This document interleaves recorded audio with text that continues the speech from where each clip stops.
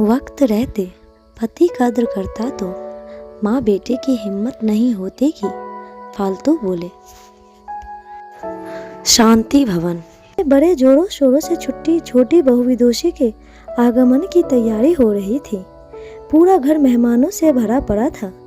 गीत मंगल गाए जा रहे थे, लेकिन घर की बड़ी बहू रागिनी को सिर्फ रसोई तक ही सीमित कर रखा गया था। रागिनी का विवाह से संबंधित कोई भी काम, चाहे वो कपड़ों की खरीदारी हो, चीज से दूर रखा गया। सभी चीजें उसकी ननद निशा की देखरेख में हो रही थी। सारी खरीदारी भी उसने खुद ही की। हर चीज निशा ने विदुषी से पूछ दिखाकर उसकी पसंद की और महंगे से महंगी चीजें लेकर दी। इधर रागिनी चुपचाप अपने काम से काम रखती। उसको इन बातों से कोई फर्क ना पड़ता। देखकर उसकी ननद निशा को गुस्सा आने लगा तो उसने रागिनी पर व्यंग करना शुरू कर दिया। रागिनी को सुनाती हुई निशा ने अपनी माँ सरिता जी से कहा, मेरी एक बात ध्यान से सुन लो माँ, विदेशी को कोई तकलीफ नहीं होनी चाहिए। इस घर में ना ही उसका कोई हुक्म चलाने की कोशिश करेगा। अगर किसी ने उसे तकलीफ देने की कोशिश की तो उसके लिए मुझसे बुरा कोई नहीं होगा। वो हम सब के पसंद की बहू है। हम सब उसको बड़े नाजों से प्यार से इस घर में रखेंगे। उसको कोई कमी नहीं होने देंगे। खास करके मैं उसके साथ सहेलियों की तरह रहूंगी। रागिनी सब कुछ सुनाकर भी अनसुना कर रही थी। वो भी सिर्फ इसलिए कि शादी के घर में मेहमानों के बीच कोई तमाशा ना हो। लेकिन अब सब कुछ उसके बर्दाश्त से बाहर हो रहा था। रागिनी ने अपने कमरे में जाकर रात में ये बात अपने पति अमर से कही। देखो अमर, माँ जी और निशा का यूँ बात बात पर मुझे ताने देना और सुनाना बिल्कुल भी पसंद नहीं आ रहा है। 5 साल हो गए हैं अपनी शादी को, लेकिन आज तक मैं इस घर के लिए बेगानी और बुरी बहू ही हूँ। माँ जी तक तो फिर भी बर्दाश्त कर लूँ, लेकिन निशा की बदतमीजी मुझे बर्दाश्त नहीं होगी। या तो तुम जाकर उन्हें ऐसा करने से मना करो, नहीं तो अगर मैंने कुछ कह दिया तो उसके साथ तुम्हें भी मेरी बात बुरी लग जाएगी। बिस्तर पर लेटे लेटे अमर ने मोबाइल देखते हुए कहा, तुम भी हद करती हो यार, जरा सी बात का बतंगड़ बनाती हो। कुल मिलाकर 4 दिन और रहना है हमें यहाँ, और उसकी बातें तुमसे आकर चिपक रही हैं। वैसे भी समझदार लोग ऐसे मामलों में अक्सर चुप रहने की सलाह देते हैं। वैसे भी तुम इस घर की बड़ी बहू हो और बड़े पर ही परिवार जोड़कर रखने की जिम्मेदारी होती है। इसीलिए तुम्हारी जिम्मेदारी बनती है कि परिवार की एकता बनाए रखने के लिए तुम चुपचाप ही रहो। आखिर निशा तुमसे छोटी है, और मान लो कि निशा की जगह तुम्हारी छोटी बहन होती तो तुम क्या करती? तब भी तुम मुझसे शिकायत करती नहीं ना? तब तो तुम चुपचाप सुनकर मुस्कुरा देती, यह कहकर कि बच्ची है, क्यों सही कह रहा हूँ ना मैं। तब रागिनी ने पलटकर कहा, बिल्कुल गलत कह रहे हो तुम। अगर मेरी छोटी बहन ऐसा व्यवहार करती तो सबसे पहले उसे एक जोरदार थप्पड़ लगाऊंगी मैं, और मुझसे भी पहले मेरी माँ उसे थप्पड़ लगाएगी, क्योंकि हमें बड़ों का अपमान करना नहीं सिखाया गया। फिर चाहे वो कोई हो, बहन या भाभी का सम्मान पर सबका समान अधिकार है। रागिनी की बात सुनते ही अमर चुपचाप मोबाइल रखकर बिना कुछ बोले करवट लेकर सो गया। लेकिन रागिनी ने तय कर लिया कि अब अगर वो चुपचाप रह गई तो उसे आजीवन अपमान बर्दाश्त करना होगा। इसीलिए अब वो चुपचाप रहना अपमान बर्दाश्त नहीं करेगी। रागिनी और अमर ही लव मैरिज हुई थी। दोनों एक ही कंपनी में काम करते थे। अमर के परिवार ने कभी भी परोक्ष रूप से इस विवाह का विरोध तो नहीं किया, लेकिन रागिनी की लाख कोशिशों के बाद भी अमर के परिवार ने कभी रागिनी को अपनी बहू भी नहीं स्वीकार किया। उसके हर अच्छे काम में हमेशा कमी और खोट ही निकाली गई। अगले दिन विदुषी के आने के बाद उसके मुंह दिखाई की रस्म चल रही थी। जो भी उसका घूंघट उठाता उसकी खूबसूरती की तारीफ किए बगैर नहीं रह पाता। विदुषी रंग रूप से गोरी सुंदर होने के साथ साथ 5 फीट 7 इंच लंबी भी थी। सभी मेहमान उसे देखकर एक ही बात कहते, क्या खूबसूरत बहू लाई है। घर में कद काठी, हर चीज़ में परफेक्ट, किसी फिल्मी मॉडल की तरह। सरिता जी की ननद ने बहू की तारीफ में 2-4 बातें और बढ़ा चढ़ाकर कही कि तभी निशा ने कहा, अरे बुआ विदुषी किसी ऐसे वैसे की पसंद थोड़ी ही है, मैंने खुद इस घर की छोटी बहू को पसंद किया है। आप ही बताओ, मेरी पसंद को कोई काट सकता है क्या? आप तो अच्छी तरह जानती हो मुझे ऐसी वैसी छोटी मोटी चीज़ें पसंद नहीं आती। निशा की बात में हाँ मिलाते हुए सरिता जी ने कहा, मेरी बेटी की पसंद तो हमेशा से ही एक नंबर की होती है, इसीलिए तो इस बार इसे ही बहू पसंद करने की जिम्मेदारी इसके भाई और मैंने दे रखी थी। तभी तो हमारी छोटी बहू चांद का टुकड़ा है।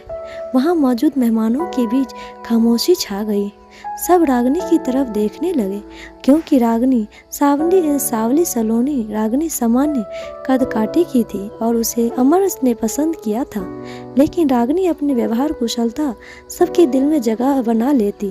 आज रागनी को निशा का कहना बहुत बुरा लगा। आज उसके मन के साथ साथ उसका अपमान, आत्मसम्मान भी बहुत आहत हुआ था। तभी रागनी की बुआ सास ने वक्त के नजाकत को देखते हुए कहा, अरे खूबसूरती तो बस कुछ पल की बात होती है, असली खूबसूरती तो व्यवहार में होना चाहिए, जैसा हमारी बड़ी बहू रागनी में है। बड़ी बहू तो भी कुछ बोल क्या चुपचाप खड़ी सबको देख रही है। देवरानी के मुंह दिखाए की रस्म पूरी तो कर बता, तो वो तो देवरानी कैसी है। सभी ने हाँ में हाँ मिलाई और माहौल थोड़ा हल्का हो गया। बुआ सास की बात सुनते रागनी ने अपनी खामोशी तोड़ते हुए कहा, जी बुआ जी। निशा और सरिता जी मुंह टेढ़ा करके घूर घूर कर रागनी की तरफ देखने लगी। रागनी ने विदुषी का घूंघट उठाया और उसे देखकर कहा, निशा दी, विदुषी तो वाकई बहुत सुंदर है। मुझे तो आज पता चला आपकी पसंद इतनी सुंदर है। विदुषी को देखकर तो कोई भी कहेगा कि आपकी पसंद तो वाकई बहुत अच्छी है। रागनी के मुंह से इतना सुनते ही निशा ने घमंड में मुंह बिचकाकर गर्दन दूसरी तरफ घुमा लिया और विदुषी से कहा, विदुषी देखो, कुछ लोग खुद सुंदर नहीं, हमारी पसंद नहीं तो वो तुमसे जलन भी रखेंगे। हो सकता है तुम्हें पसंद करने की कोशिश करें, परेशान करने की कोशिश करें, लेकिन तुम परेशान भी बिल्कुल भी डरना नहीं किसी से, क्योंकि तुम मेरी पसंद हो। तो तुम्हें कोई तकलीफ देने या तुम पर हुक्म चलाने की कोशिश करे तो तुम तुरंत मुझे फ़ोन करना। मुझे ऐसे लोगों का दिमाग ठिकाने लगाना आता है। तब रागनी ने निशा के पास जाकर सबके बीच में अपनी सास और निशा को गले लगाकर उनके कान में धीरे से कहा, जो अपने विदुषी से कहा चाहूँ तो मैं भी कह सकती हूँ। बेशक मैं आप सबकी पसंद की नहीं, लेकिन मुझे इस बात की बहुत खुशी है और गर्व दोनों है कि मैं अपने पति की पसंद हूँ और हम दोनों एक दूसरे की पसंद से पूरी तरह से खुश और संतुष्ट हैं। एक गुजारिश भी करूँगी आपसे कि मुझसे तो आप दोनों के कभी झूठे दिखावे में भी अपनी भाभी और इस घर की बहू होने का सम्मान नहीं दिया, लेकिन विदुषी ने अपने कहे अनुसार सारी खुशियाँ और सम्मान जरूर दीजिएगा, खास करके माँ जी से उम्मीद करती हूँ। फिर दूसरी तरफ अपनी सास से कहा, माँ जी उम्मीद करती हूँ कि आप अपनी बेटी के साथ साथ विदुषी को भी इस घर की बहू होने का अधिकार और पूरा सम्मान देंगे। इसके साथ ही उसकी पसंद नापसंद का भी इस घर में पूरा सम्मान होगा। एक आखिरी और सबसे ज़रूरी बात आप दोनों को से कहना चाहूँ तो ये बात मैं सबके सामने आप दोनों को आपकी ही भाषा में जवाब दे सकती हूँ, लेकिन मैं सबके सामने, खास के विदुषी के सामने आप दोनों का कोई तमाशा नहीं बनाना चाहती हूँ। इसीलिए बेहतर यही होगा कि आप दोनों मुझ पर व्यंग करना बंद करें, वरना अब अगर आप दोनों ने एक भी कटाक्ष मुझ पर किया तो अब मैं चुप नहीं रहूँगी। अब आपकी मर्जी, चुपचाप यूं ही मुस्कुराते हुए खड़े रहिए, प्यार से या व्यंग करके तमाशा बनाइए। चलती हूँ। सब रागनी की तरफ देखने लगे, लेकिन आज रागनी ने सबके सामने चुपचाप अपने मन की बात साफ लफ्जों में निशा और सरिता जी के सामने रख दी। निशा और सरिता जी को आज समझ नहीं आ रहा था कि वो कहे तो क्या कहे। उनकी हालत देखने लायक थी। ना चाहते हुए भी उन्हें अपनी इज्जत बचाने के लिए मुस्कुराना पड़ रहा था। लोग चुपचाप गुस्से में घूरते हुए रागिनी को जाता हुआ देखती रह गई। रागिनी जानती थी इतनी आसानी से ये लोग खत्म नहीं होने वाली, लेकिन इस बार अपने आत्मसम्मान से समझौता न करने का रागिनी ने दृढ़ निश्चय कर लिया था। सारे मेहमानों के जाने के बाद सरिता जी और निशा ने अमर के सामने आकर तमाशा करना शुरू किया और उसकी कही गई बात को बढ़ा चढ़ाकर बताते हुए निशा ने कहा, भैया अपनी पत्नी को समझा दीजिए कि अपनी जलन अपने पास रखें और मुझसे तमीज़ से बात किया करें। अब अगर वो सुंदर नहीं है और हमें सुंदर पसंद नहीं तो इसमें हमारा कोई दोष नहीं। दोष सिर्फ उनका है और अपनी पसंद को भी ना जाने क्या हो गया था कि ऐसी लड़की पसंद कर आई आपको। सरिता जी ने कहा, हमारी तो किस्मत ही खराब है जो तेरी खुशी के लिए हम उस जैसी लड़की को रिश्ता करने के लिए राजी हो गए और वो हमारा ही अपमान कर रही है। अमर, एक बात कान खोलकर तू सुन ले, मैं अपनी बेटी का अपमान कतई बर्दाश्त नहीं करूंगी। लेकिन आज अमर ने पहली बार रागिनी के पक्ष में निशा से सिर्फ 2 टूक कहा। निशा, किसी से सम्मान पाने के लिए हमें पहले सम्मान देना पड़ता है और रागिनी से तुम्हारी बड़ी भाभी है और उसे मैंने पसंद किया है, ठीक उसी तरह जैसे तुम्हारे लिए नीलेश जी की निशा के पति जीन को तुम्हारे लिए पसंद किया था।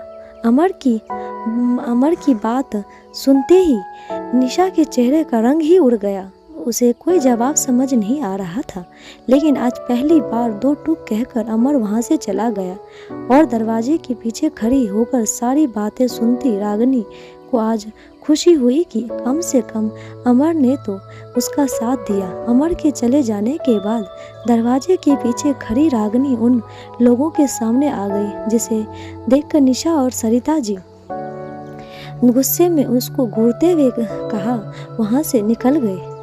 दोस्तों, कैसी लगी आपको कहानी कमेंट बॉक्स में जरूर बताइएगा। लाइक शेयर सब्सक्राइब जरूर कीजिएगा। धन्यवाद।